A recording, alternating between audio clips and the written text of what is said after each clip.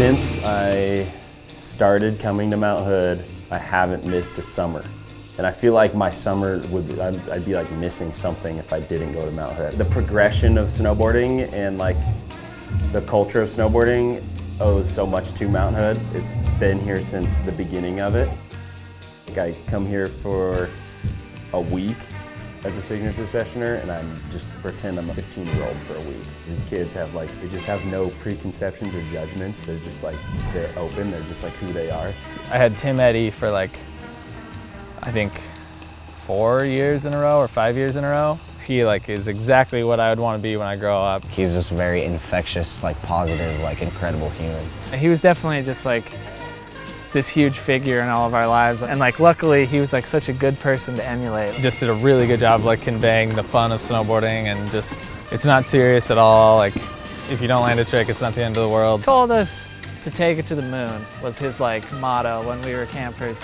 Anytime we'd be doing anything, oh, what's the speed on this jump, and what should I grab? That applied to snowboarding and just life, kind of reach for the stars. And I just try to push that same message onto my kids. He's figured out the zen of not growing up intentionally. He's still a little kid at heart, but he's also a responsible adult. For me, the most important knowledge to just share with these kids is snowboarding is fun.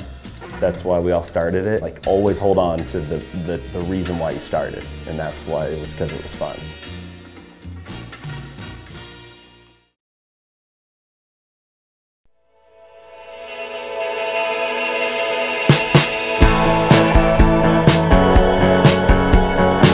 What drives me to be at the rat race is the camaraderie and the whole culture of snowboarding shows up and builds this really cool thing that wouldn't get built if the rat race wasn't happening. And all these awesome people come from all over to snowboard and be a part of this awesome event.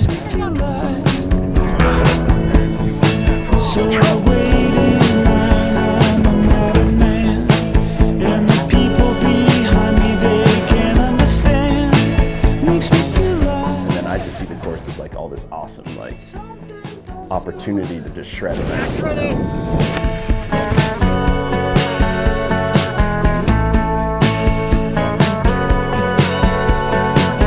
Person that did win it, we always give him awards because he's always just doing stupid stuff, and I hate to reward it because I said he's setting a bad example.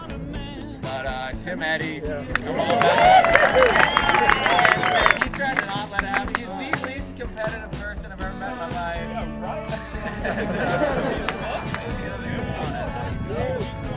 Because snowboarding is always been about a feeling, for me. And it's never been about comparing to other people. It's always been about a personal accomplishment, a personal feeling that I'm always striving for. So with the competitions, it's it just is, I don't know, I just don't understand it. All I could ever picture was I was gonna be a pro snowboarder. That's all I was yeah, I'm just gonna be a pro snowboarder. It's fine, I'll just snowboard all the time, it'll be great. I didn't think anything else. I got hooked up with the local Burton rep. I was 15 or something. It was